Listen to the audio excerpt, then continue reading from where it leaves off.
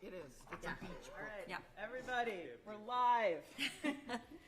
Good evening and welcome to the March 10th meeting of the Portsmouth School Board. May I have the roll call, please, Patty? Absolutely.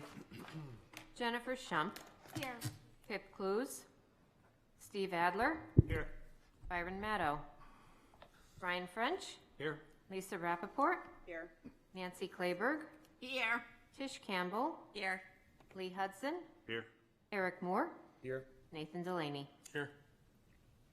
Please rise for the Pledge of Allegiance. To the flag of the United States of America and to the republic for which it stands, one nation, under God, indivisible, with liberty and justice for all.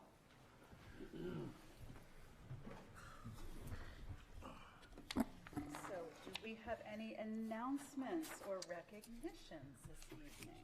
I do have a really great one around a staff member that I wanted to make sure the board and the community was aware of. We have been notified that Gordon Reynolds, who's a computer science teacher in the CTE Center, has been recognized as the New Hampshire CTE Teacher of the Year.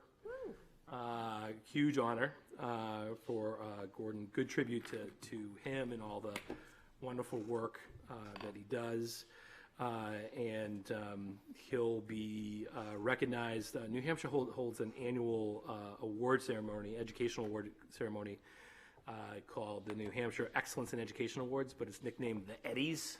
And so Gordon will be recognized at the Eddies. And really lucky. We have a really strong staff, but Gordon and Gordon's work in CTE has been exemplary, and he's just a good guy too. So it's couldn't go to a nicer person or a better teacher. So I just kudos to Gordon. Any other announcements? Well, I'd like to take a quick moment to acknowledge a few teachers who are also with us in the room tonight. We have Heather Wheeler and Michelle Wheeler, who are two teachers that spend an endless amount of time working to help coordinate Student Government Day. I think some of the students that were going to be with us tonight had some scheduling conflicts, but they will be back at City Hall next week to spend a day shadowing members of the school board, the city council, a bunch of different city workers. They will have the opportunity to drop in for a mock policy meeting with us to talk about really exciting things like our policies around homework and AI and dress code and whatever else the students would like to talk about. And then they also get to do a mock city council meeting, which is truly phenomenal. You get a chance to see exactly how bright our kids are and how hard they work and what great ideas they have.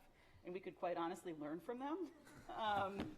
So I just want to acknowledge the work that goes into planning that. It's an amazing educational opportunity and a lot of work goes into it. So thank you for that.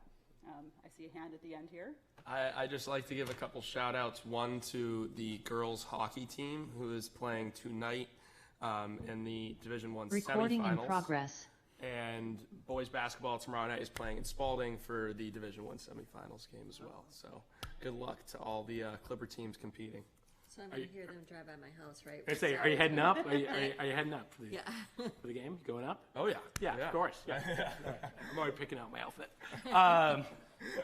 Thank you. Any other announcements?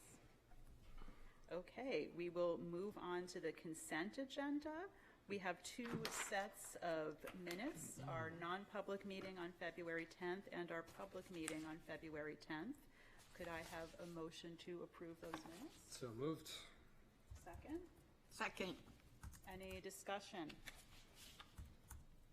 All in favor? I'm abstaining. You can, okay, we need a roll call? I can roll call, sure. Lee Hudson. Yes. Tish Campbell. Abstain. Nancy Clayberg. Yes. Lisa Rappaport. Yes. Brian French. Yes. Steve Adler. Yes. Jen Shump. Yes. Thank you. I will now open for public comment. If anybody present would like to speak, you would have 3 minutes and be able to come up to the microphone and state your name and say your piece. I don't believe we had anyone sign up. but seeing none, does anybody on Zoom have their hand raised? No? Okay. Then we will move on from public comment, and we now have a pretty cool presentation from Bob Lister on a time capsule that was set up quite some time back. So welcome and thank you for coming. Thank you very much for the invitation. Thanks for taking a few minutes away from redistricting and budgets and insurance and everything. So that's the Gladly. purpose of this. So I'm here. My name is Bob Lister, and I'm here tonight to answer the age-old question that everyone asks me all the time. Did you find the time capsule? Yes, we found the time capsule with many hands helping. So let me tell you a little bit of a story here. In the early 90s, I was assistant principal at the high school. In the early 90s, Jim Splain, who was, I think, assistant mayor at the time, I mean, he was assistant mayor for many years, but he came up with the idea of having what he called the initiative of Vision 2020. Now, remember, this is the early 90s, and we were thinking about the year 2020, which was a long ways off at that point, 25, 30 years. And he had many, many people from the community together. We met at Yokins. We had all kinds of focus groups and presenters. And the idea was to get a sense of what people thought Portsmouth would be like in the next 25, 30, 50 years. And it was really a great activity. There were a lot of people involved, as I said, from business people, the churches, the synagogue. There were a lot of people in the community. My role was really that I really wanted to make sure that the kids in the district, students in the district, at all the schools, elementary, middle, and high school, had a voice in this. So that's what I'm going to talk about, because I think it's very important. Just as you have, thanks to Jim Splain, the recommendation that there be a student on the school board. Nathan, thank you for being here. We appreciate that. And also Student Government Day, which is a big deal in Portsmouth. It has been for a long time. So I want to plug that as well. But so we had this initiative, and one of the things that we thought we would do was have a time capsule. So we got meetings with all the schools, and especially at the high school. We decided we would bury a time capsule in the circle in the front of the high school. So this is 1995 at this point when we decided to bury the time capsule and open it in the year 2020. And so we buried the time capsule. Then after so many years, we realized that the pandemic, we blamed pandemic for everything. And so I take some liberty by blaming the pandemic. That in the year 2020, we couldn't open the time capsule because we couldn't be near one another, and God forbid we have any kind of groups digging in the front of the high school. So we decided that we'd wait and wait and wait. So around 2024, 2025, we decided to dig up the time capsule and be able to take the items that are in there, which I have some I want to present to the school board and Superintendent Zach tonight, which are student letters and a couple of newspapers. We did have some water damage when we finally found it, but I do have some things intact. And one of the letters I have, and I'm sorry that Pip is not here, is Pip Clue's letter that she wrote when she was a senior. So Awesome. I'll leave that here, and you can present it. We won't read it in public because I don't think we should do that. They're pretty private. So we decided in 2024 we're going to dig up the time capsule. So we had a group of people, and Jim and I stood in front of the high school, and we realized very quickly that all of a sudden the trees were 30 years older. The building had been torn down one side, because when we buried the time capsule, we looked at the anchor, the building, the big tree, and the red car over here. So we knew when we came back in 30 years, that's what we were going to look for. You know that didn't work. So we had many days that we tried to decide where the time capsule was. I thought it was in one place. Jim Splain thought it was in another. We had a $5 bet, which in the end he won. We had other people who we tried to remember. We went back to the Portsmouth Herald, looked at newspaper newspaper articles to find out where we were standing. Finally, we decided that we had to start looking for it. And there were several times I didn't want everybody digging in front of the high school. But there were several days, especially on Sunday afternoons, I would go over to the high school with my shovel and a rake and dig a few test holes to find out if I could find the time capsule. I never found it. And as a matter of fact, one Sunday when I was over there digging, the former superintendent of schools digging a hole holes in front of the high school in a T-shirt. The new superintendent comes on the scene. And that Who's was the this first guy? time that was the first time I met Superintendent McLaughlin. So finally, we went to the city yard. I had several people over the course of 6 or 8 months showing up with metal detectors. We dug a lot of test holes, and we decided that we needed to find this. Now, at this point, I started being asked the question, where's the time capsule, and are you ever going to find it? And by gosh, I decided that I'm going to find this time capsule. If I have to dig up the whole front of the high school and reseed it myself, I was going to do that. But finally, we working with the Public Works and the city manager, the schools, and a lot of hands, we found the time capsule. We dug it up. We had, as I said, it had been in the ground now for 28, 30 years. And we decided that we would take the letters and the newspapers, and there were baseball cards and magazines and comic books and programs of study for the school department and budgets from in the 1990s and everything. And we gave that stuff pretty much away. So it was a great activity, and thanks to everyone who participated, I think it's really important that I'd let you know that Ken Lynchy was tremendous. The school department, everybody was great. The principals were good as far as getting letters written and everything else.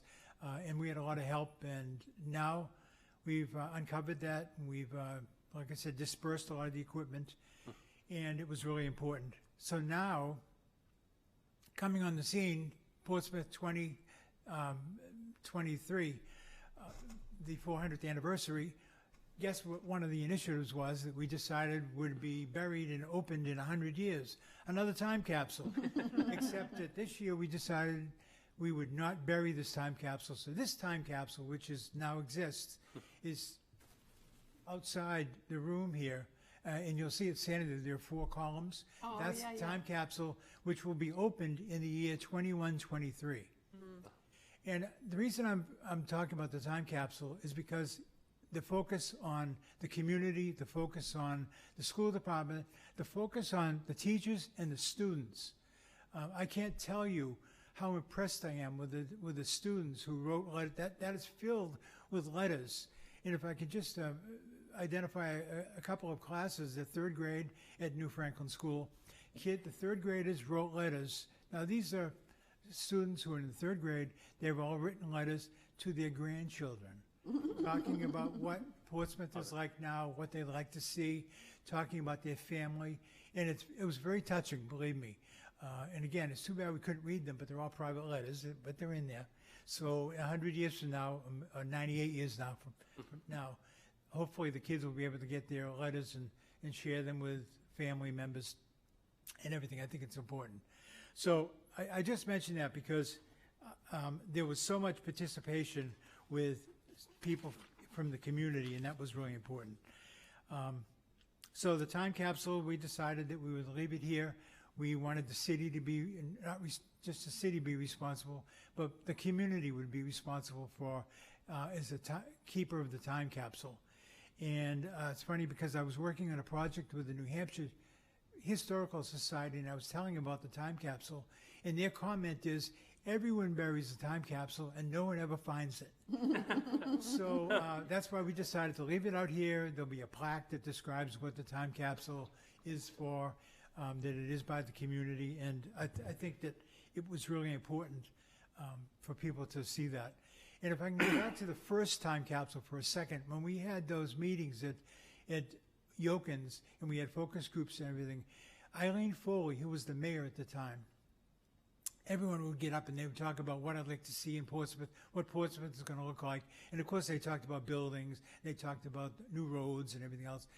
Eileen Foley, in 1992, I think it was, she stood up and said, in the year 2020, someday around there, everyone will be walking around with a small computer and a phone. And we all just kind of poo-pooed that and said, right. So I won't say any more about that. Wow. So there are a lot of visionaries in Portsmouth. Certainly Jim Splain is a visionary.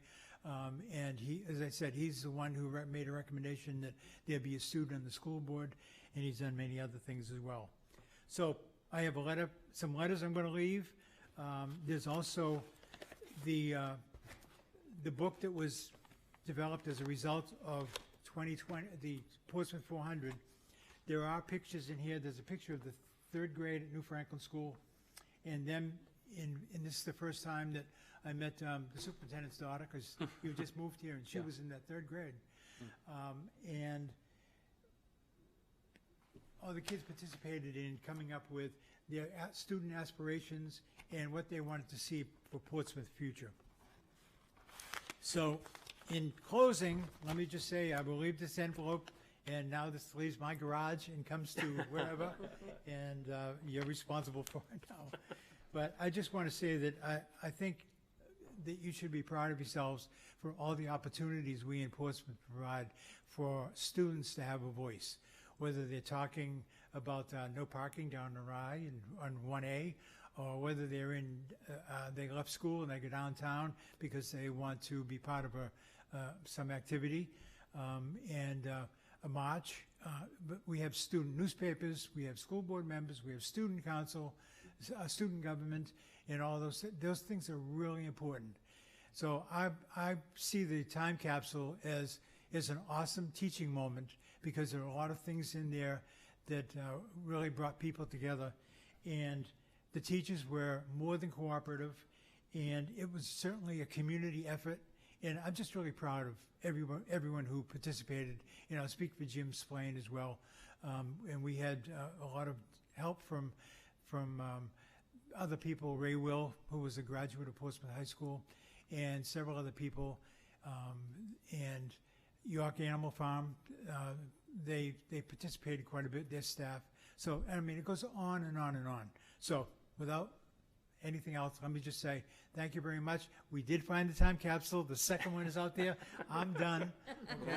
I'm out of the time capsule business, I hope. And thank you for the 13th time for giving students in Portsmouth a voice and having them be involved in really being a community. Thank you. Thank you. Thanks, Bob. Bob. Thank you, Bob. That was a great presentation. Bob, thank you for giving students a voice. You have made so many contributions to our schools and our community over the years. All right, garage. This is amazing. Oh my gosh. Maybe that's why I Ben's do not have a here. quick question. How far down did you dig to get it? Yeah. Test holes, I would dig, because I was digging down at least 3 feet. And we had all kinds of coins in this container. That's why we were using the metal detectors. But the metal detectors didn't really pan out very well. It wasn't, and so it was about 3 feet down. But it was a box about the size of this podium. So that means that if you thought it was here and you dig right here, you missed it.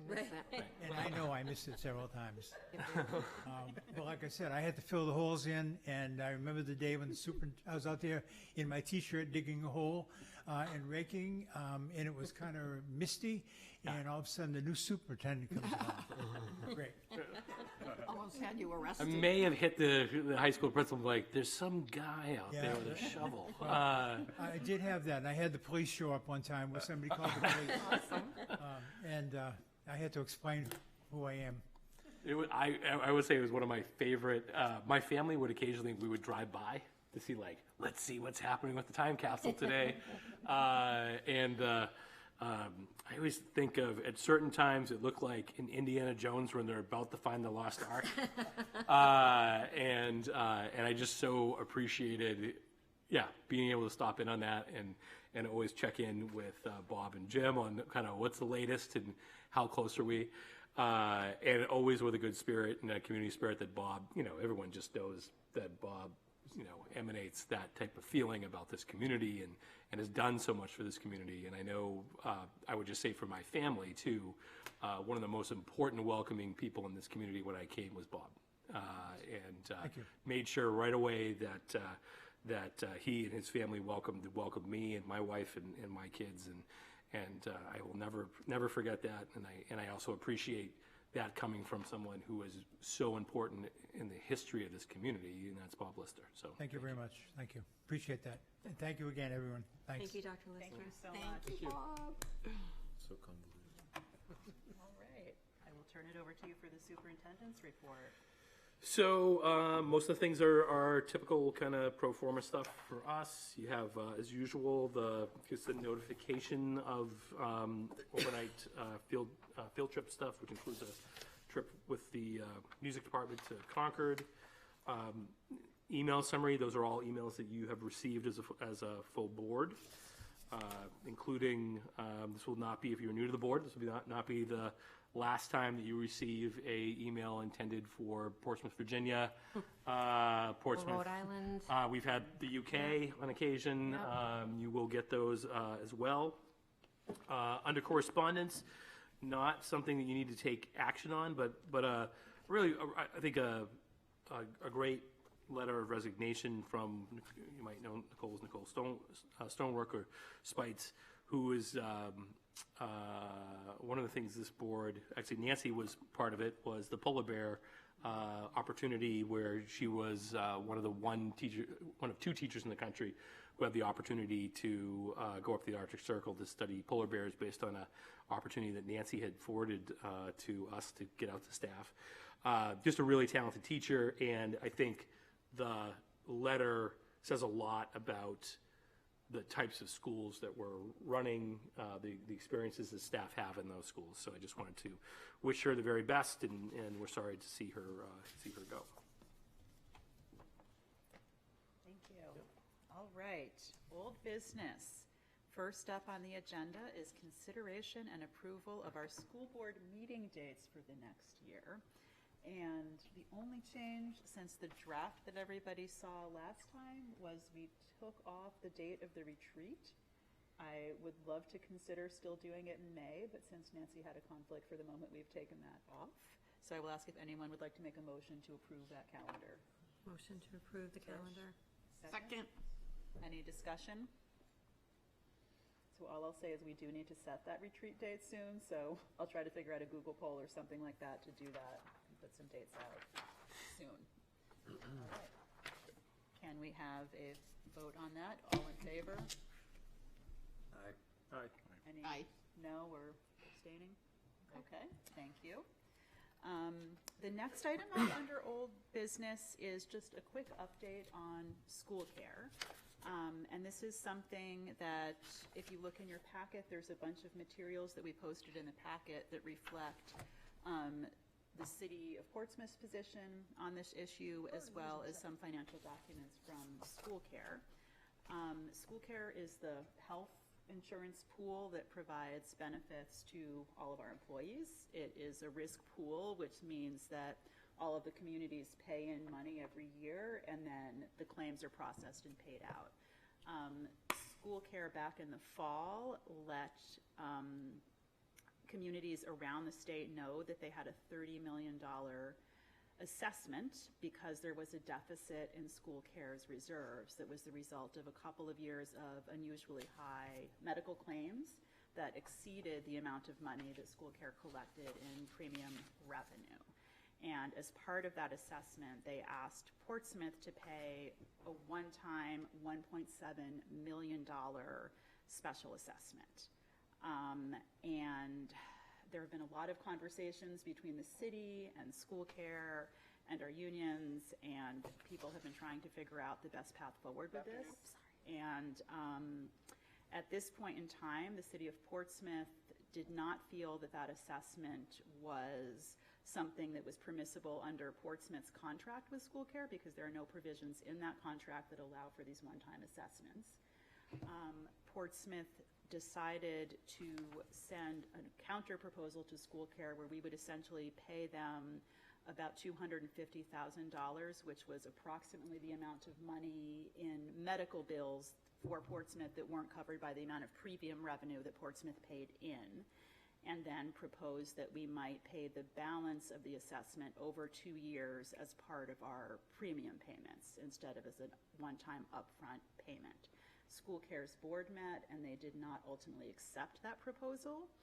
There are some conversations that are ongoing, I would say, behind the scenes to see if we can come to resolution with this. The city has also been speaking to the Secretary of State, who has some ability to regulate risk pools, and the Secretary of State will be at our city council meeting, I believe, on Monday to speak a bit about risk pools in New Hampshire, and I'm not sure if there will be any conversation directly about this, but that would be an opportunity for folks who have an interest in school care potentially to at least tune in and watch or come to the meeting and hear what's said about that. At this point in time, we are mainly as a school board waiting to see what the resolution will be, and are hopeful that there will be some resolution that can preserve benefits for our staff and also take into account the need to try not to have taxpayers have a $1.57 million extra cost on top of the city budget. So I would say there's no immediate action that we're taking on this tonight, but we just wanted to make sure that we took a moment in this meeting to update everybody. There's a lot more background information in our agenda packet that people can read publicly. And if you watch the city council meeting from last Monday, City Attorney Trevor McCourt did a presentation on school care at the city council that did a really good and detailed job of laying out all of the city's perspective on this issue. So we don't have a vote to take on this. I don't have too much more to say about it, but I just wanted to put it on the record. Certainly if anyone has anything they want to add or they think that I missed, I will be quiet and let anyone else try to play lawyer up here, but not being a lawyer, I don't know how much more I feel I have the expertise to add to this at this moment. Does anyone have anything they would like? Nancy?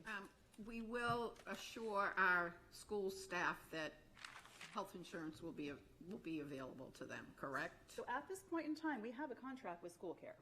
And as part of the terms of the assessment that they sent out to all of the member communities around the state, school care indicated if we did not pay the assessment that there was a potential for them to stop paying claims after May 1st and to cut us off. But I would say that that is still something that is being discussed behind the scenes, and people are trying to figure out if there's a resolution that can potentially avoid that outcome, and that on a separate track, the city is having conversations with other providers so that if we have to figure out a transition, we will work to do that and then have that conversation with staff and figure that out. But I think at this point in time, everybody's doing their best to resolve it.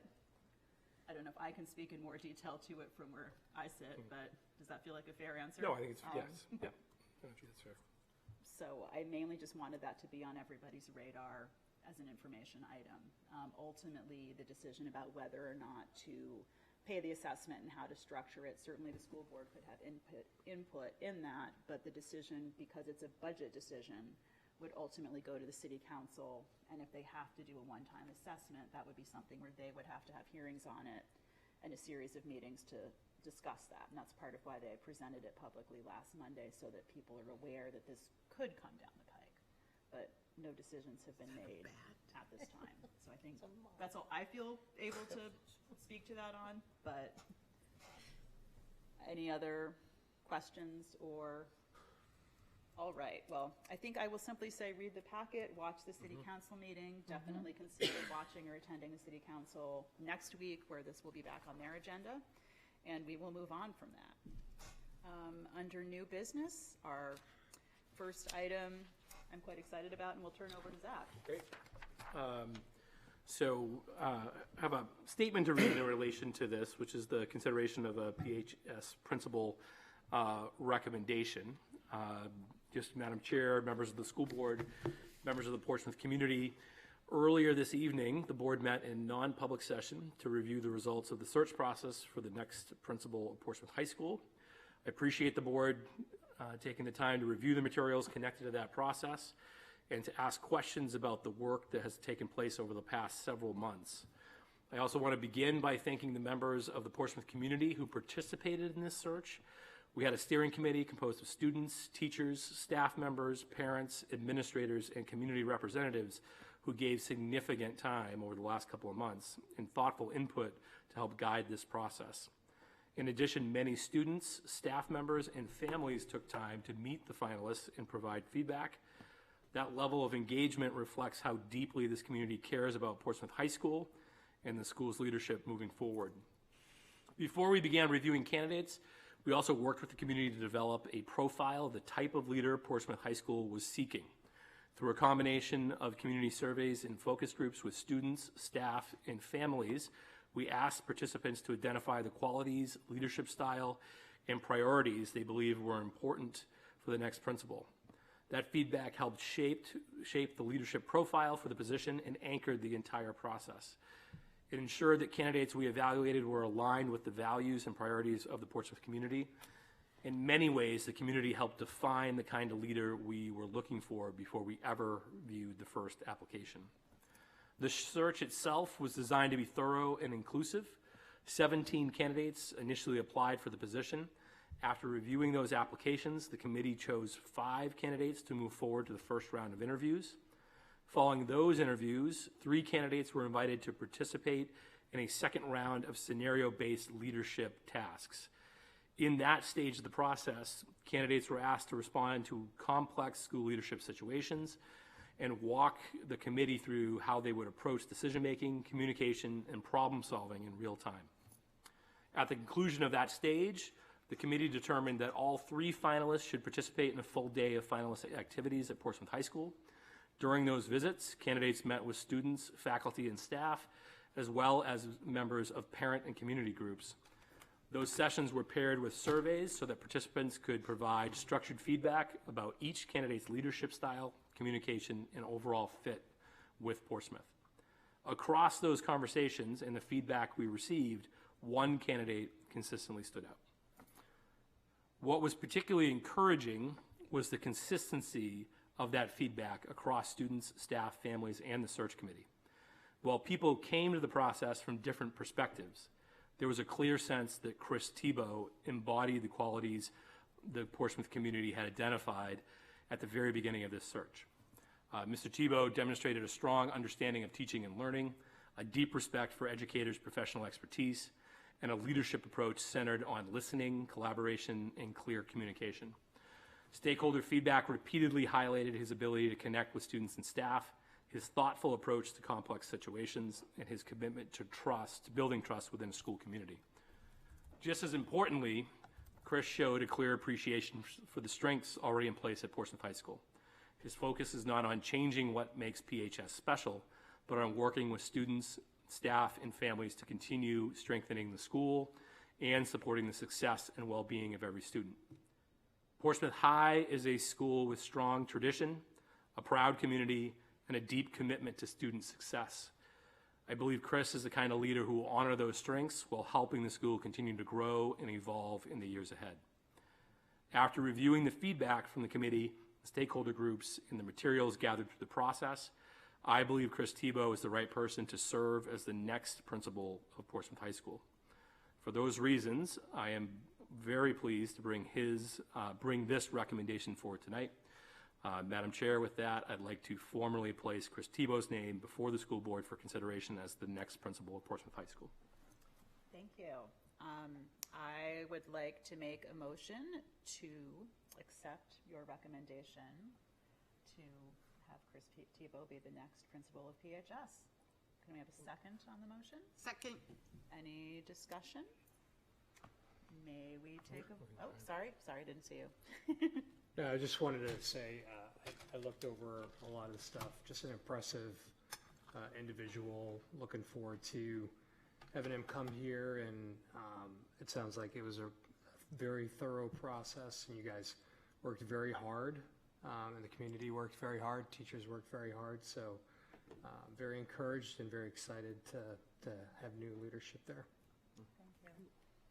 And I will say I was the board representative on the committee, and we have, Eric Moore was there, Nathan Delaney was there. We had an amazing group of people who put in a huge amount of time and asked a lot of really thoughtful questions and really tried very hard to think about what is the heart and soul of our high school and what will be best for the future of PHS. And I think that people who came out to the forums in the snow and did that also came and asked really thoughtful questions. And it just speaks a lot to how engaged our community is and how hopeful people are for the future of the high school and of the community. So I'm excited to have us take a vote, but does anyone else have anything else they would like to say before we do that? I just want to say one thing of how lucky we are in our community to have such great people want to come and work here. There were some really great people, and I'm sure it was a very hard decision, but it says a lot about Portsmouth and our community that such talented people want to be here and talented people stay here. So kudos to Portsmouth. It's true. And it's possible that our toughest interviewer was sitting down in the end over there. Asking some of the smartest and hardest questions. Yeah. With that, may we take a vote? All in favor? Aye. Aye. Any opposed? Thank you, everyone. Thank you. And at this moment, I would like to make a motion to take a brief recess. May I have a second on that? Second? All in favor? Aye. Thank you, everyone. We're just going to take like a quick 3 to 5 minute break. Feel free to stretch your legs. Jesus.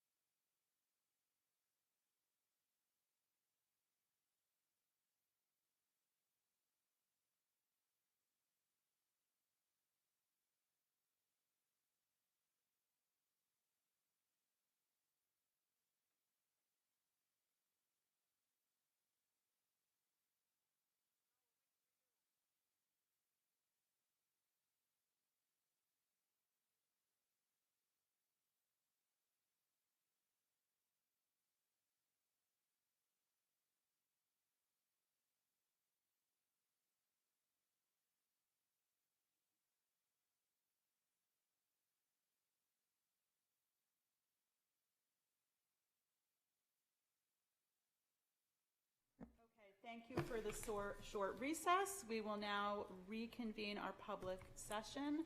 I would like to make a motion to suspend the rules and move up item C under new business, consideration and approval of policies. May I have a second? Second. All in favor? Aye. Thank you. Patty, do you feel? Yes, I can Those go briefly? through the policies. This is all first reading of the policies that we've gone through. The first policy listed is about use and location of the AED devices, EBBCA. This policy, you might remember, has coming through just recently. What has been done with this policy is it's been reorganized in how it's laid out, and now reflects updates in New Hampshire law, clarifies training, and takes out a reference to a form that had been linked in there that doesn't exist anymore.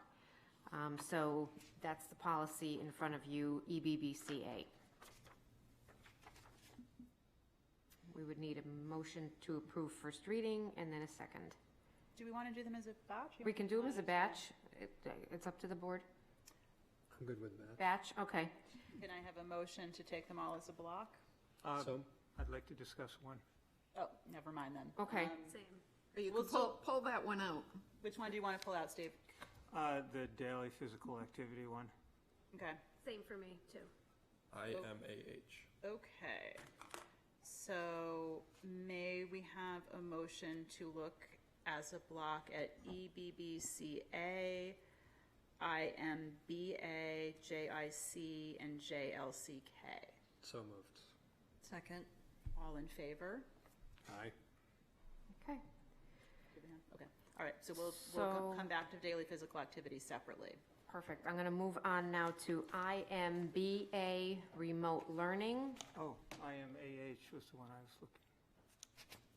We're doing the whole batch, Steve, and then we'll sorry. come back to the one that you pulled out. Okay, thank you. No, it's okay. Thank you. IMBA is the remote learning policy. This is one of the policies revised to reflect changes in the 306 rules. Just a reminder, the 306 are the minimum standards for public school approval. This changed some of the wording in the policy, going from distance education now to the updated term remote learning. Talking a little bit about alternative learning programs and requiring that if districts are offering remote snow days or things like that, that they have a policy that could provide that option if so needed, if we have tons and tons of snow days, not that that ever happens in New Hampshire. So that's what this one is. Going on to student conduct, JIC. This was another revision to line us up with the 306 rules.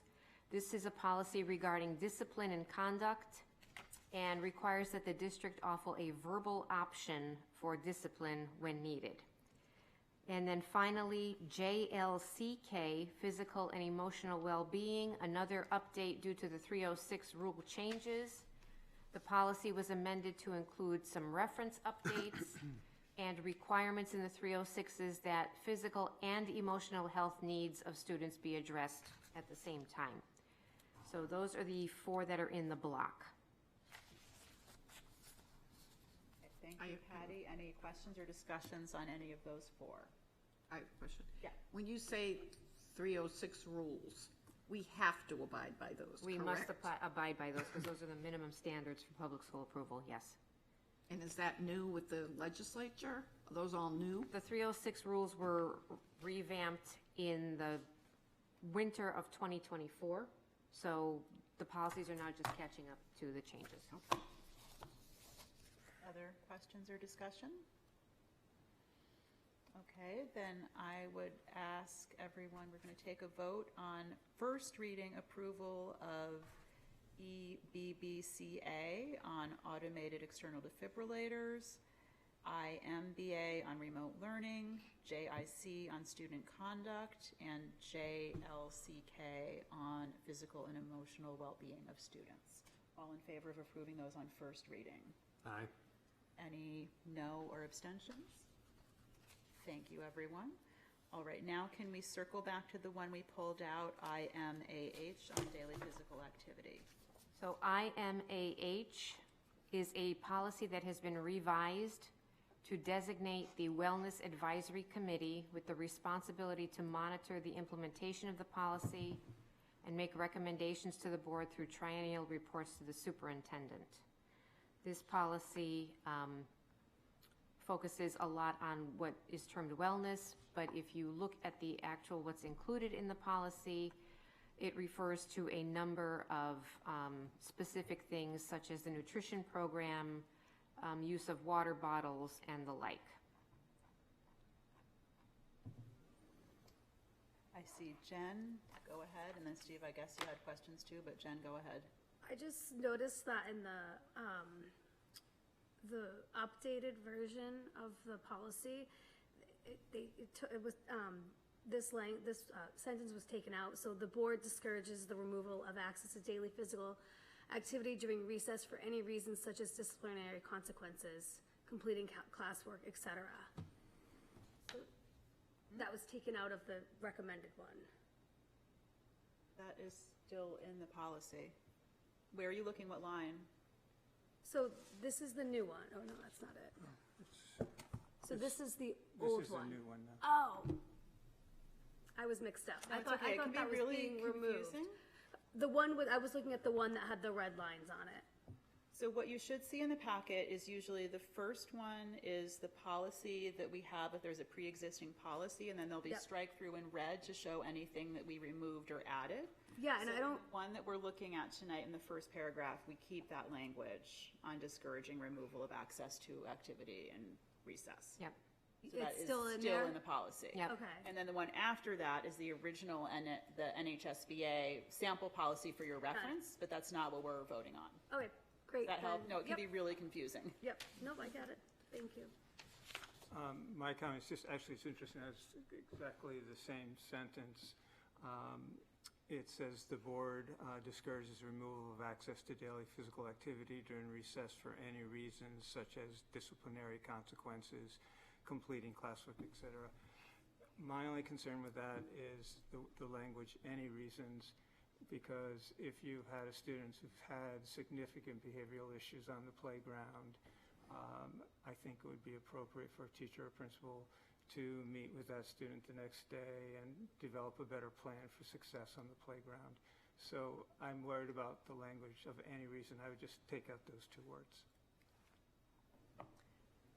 Thank you, Steve. If you would like to make a motion to amend it, you could certainly do that. I make a motion to amend it. Which line? Taking out the So two what are you words. looking at? You're on line, What line, number? Seven? Line number 7, just the two words, any reason, because I think the intent of the policy is great. I think it's really important for children to have recess, but occasionally I do think it can be appropriate at times. So just for clarification, the sentence would then say the board discourages the removal of access to daily physical activity during recess, period? Right. So then we would remove the rest of line 7 and line 8 up through the closed parentheses after et cetera. Correct. Okay. So that's the amendment that you're proposing for your motion. Okay. do we have a second on that? And then we can have discussion if there is a second. Are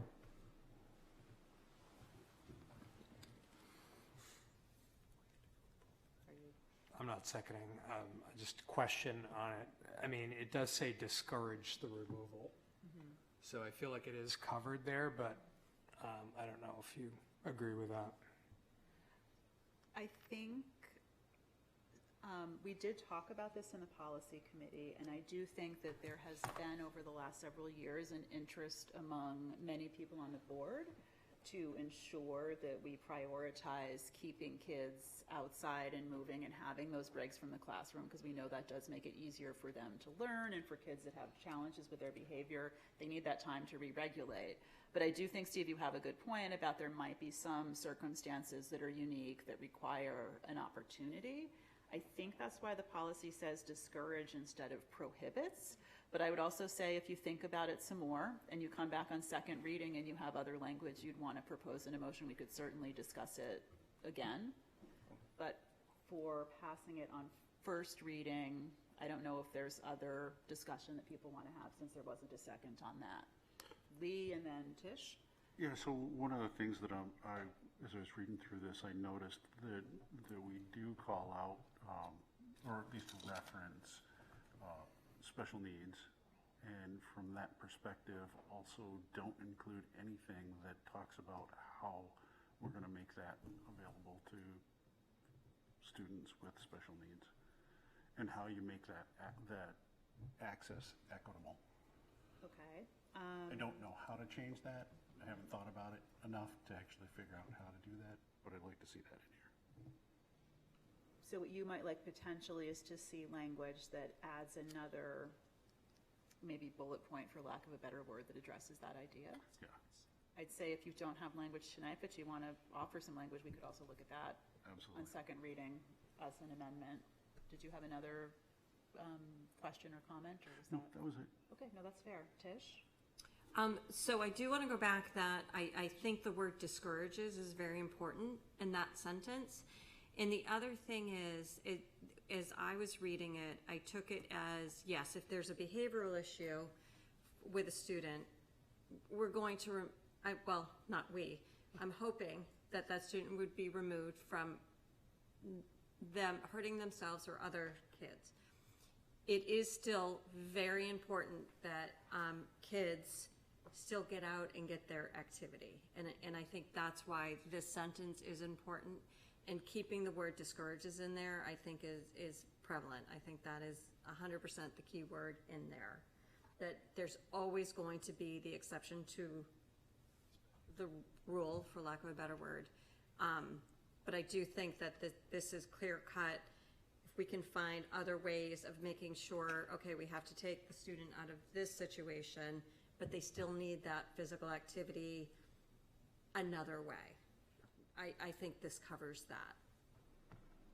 Okay, That's my 2 cents. Thank you, Tish. And Jen? And, or maybe there's something we can word like, is, you know, that, is if there's like a risk or something like that, that would be okay. Do you know what I'm saying? I think I might be saying the wrong word, but I guess if there's like, if it's critical or if it's the student's dysregulated or unsafe, that's the word. If it's unsafe for the student to participate in recess, then the board would support the removal of that at that time.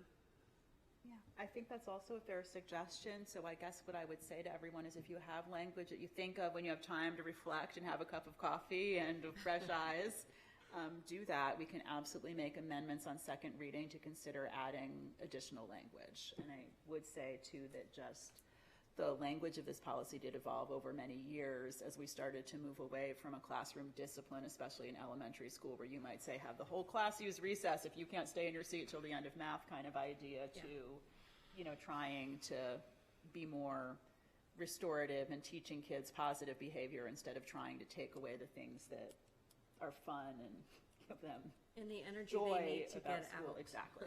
So I think these suggestions are all really good ones, and if we can come back with some amendments for specific language, we could probably pretty quickly add these to the policy or make changes when we bring it back for second reading. So with all that, can we get approval of this policy on first reading? All in favor of approving just for first reading? Aye. Any opposed? Okay, thank you very much. I am going to just keep moving forward in the agenda for the moment. I would say we will skip the Facilities Committee update. Brian, is there any update from the Finance Committee? We have not met yet on the Finance Committee, Okay. but I was just talking to Brian about how we've got to set that up. And I can report on the Library Board of Trustees meeting. Minutes are in the packet. But just basically went through a bylaw update and talking about possible foundations to fund for the future, something that's off, not necessarily the Library Board of Trustees, but something a little bit different in order to widen their ability to get charitable gifts. So if anybody's interested in anything like that in the community, certainly reach out. Okay, thank you. I think for the policy committee, the minutes are in the packet. I don't think we have anything extra to report on that, other than that our policy committee will be doing just a very informal workshop with students next Thursday from about 9:15 to 11:45 as part of Student Government Day. There will be no vote, there's no action, so anyone on the board is certainly welcome to stop by. If you can give us a half an hour of your time or an hour and you just want to stop in and chat with kids, we're just going to be getting their opinion, generally speaking, on some of the policies that impact them at the high school. I think we'll be talking about homework and AI, maybe the dress code, maybe fundraising for clubs, and if there's anything else students want to raise with us, they certainly can.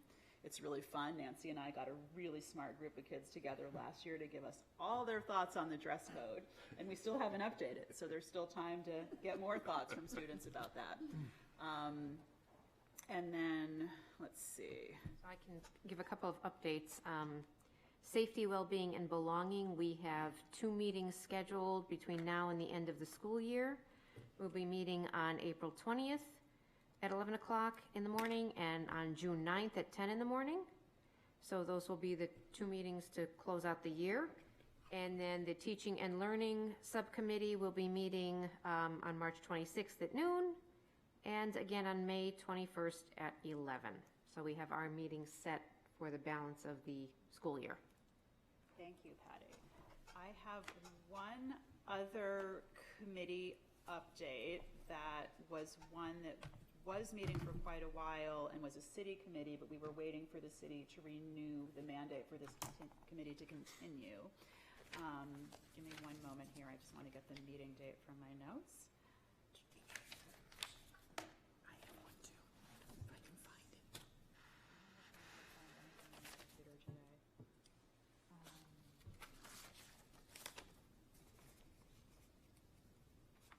I'm so sorry.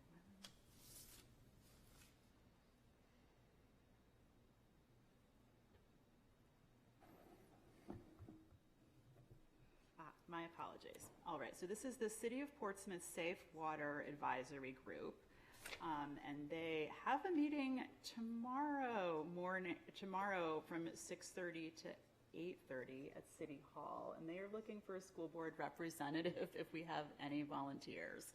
They only meet 4 times a year. This is a group that has been very interested in looking at water quality and safety issues at Peace since the base closure, and they've been really instrumental in trying to make sure that we have safe water in all of our schools. If anyone is interested, I won't put you on the spot right now, but it would be really great to get a volunteer who has that availability on Wednesday evenings. I know this one was short notice. They just reached out to me this week, and this is the first meeting we've had where I could put it out there. If I've got any instant volunteers, I'll certainly take that. Otherwise, I'll beg you to reflect and see if you can find it in your schedule and your heart to come. It's a really important committee, and it's a big mission in the schools, obviously, to make sure that we have clean water for our kids, and they do that work. So if anyone can, that would be great. But I will let that sit for a moment. Are there any future agenda item requests that Can we go back to the committees? I think Yes. Nancy has something, and I just Sorry, I wanted to apologize. I add. didn't see you. I attended the CTE Business Education Collaborative on February 18th, and I have a ton of notes here. And why don't I put them together and present them at the next meeting? Is that okay? Fantastic. Yep, If you don't- absolutely. And then I also am the school board representative to the Sustainability Committee, and we had a meeting last week. There wasn't a lot of discussion about how the schools get involved in that. So if anybody has any suggestions about how our schools could get more involved with the sustainability, we do a lot already, as I'm sure all of you know. But if anybody has any suggestions, let me know. But that's a good committee. It's an active committee. It's a committed committee. I'm really enjoying it. So if anybody has any suggestions about how they think our schools could become more involved in the sustainability practices that our community is so involved with, I'm personally getting involved with encouraging people to compost their food waste. We can do it free at our city yard, at our recycling center. You bring all your food waste, you put it in the recyclable bags. You bring it to the recycling center, put it in the bins. It's free. It's a service that we all have in our community. It's So good stuff. It's good fertilizer. I'm trying to promote that. That seems to good be for my your new spring job garden on the bed. Sustainability Committee. And then the other thing I have is our Community Engagement Committee is going to meet, I think it's March 18th. Is it March 18th at 9 a.m.? So we're going to talk about ways that we can get our voice out there. I've already talked to our city manager, and they have the booth at Farmers Market this summer. There's going to be a city booth at the Farmers Market every summer, and we can have several of those Saturdays where we can sit in the booth and talk about the schools. So I just have to find out how many. I think we might even get 6 dates, one each month. So so obviously we have to put the booth together. We have to figure out what we want to put in there and what we want to talk about. So I think there's some exciting things we can do for community engagement. That is fantastic, Yeah. Nancy, thank you. I'm excited about that. The mission right now is for you to determine what that committee's purpose would be and then come back to the board with a formal proposal to make a committee. So at whatever point you guys have a sense of what you think would be the right committee going forward, bring it back to us, because I think we definitely want to be more visible and more out in the community helping people and connecting with people. So thank you for that. Thank you. Let's see here. Tish, did you have something? Yeah, I just wanted to, so I recently joined the rec committee as a school board member. And I do want to say that one thing they have is a lot of volunteer opportunities. They have a lot of great things. I actually, the Friday before Valentine's Day, I went down and hung those hearts on the tree with a group of kids, and great little ones that came and had so much fun hanging. They've got lots of opportunities to volunteer, so if anyone's looking to do anything.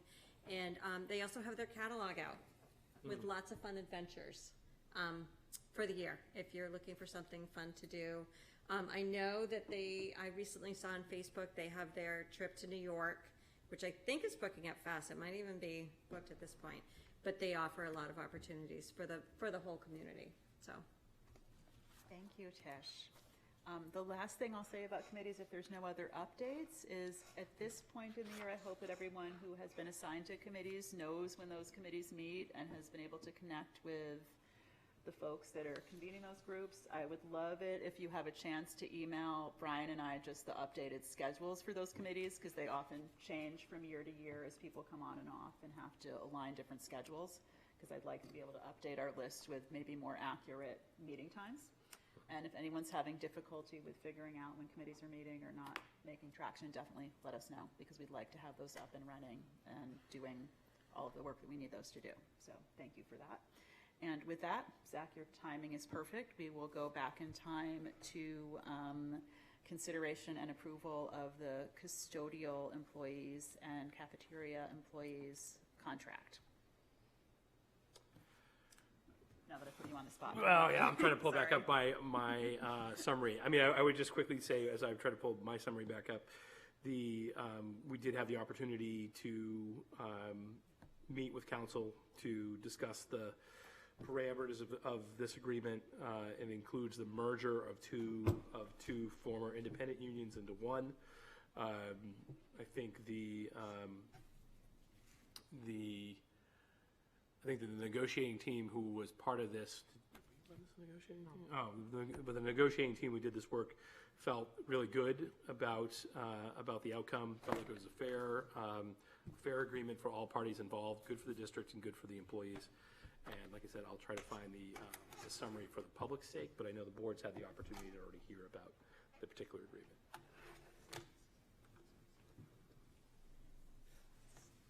Can we make a motion to approve that contract? Motion to approve the contract for the Portsmouth custodial employees and cafeteria employees. Second? Second. Thank you. Any discussion? All in favor? Aye. Thank you, everyone.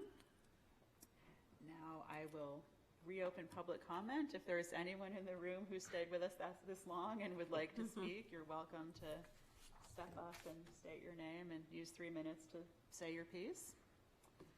I am not seeing anyone looking for that opportunity, so I will close public comment and take a motion to adjourn. So moved. Second. All in favor? Aye. Aye. All right. Thank you, everybody.